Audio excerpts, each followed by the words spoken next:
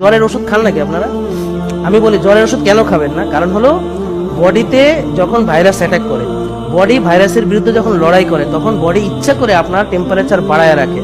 বেশি টেম্পারেচারে ভাইরাস সুবিধা করতে পারে না। আর আমরা বোকারা ওষুধ টষুধ খাইয়া পিছন দিয়ে দিয়া জ্বর কমাইয়া ফেলি, হ্যাঁ, তাতে করে ভাইরাসের জন্য ব্যাকটেরিয়ার জন্য সুবিধা করে দিই। আমার কথা বুঝতে পারছেন?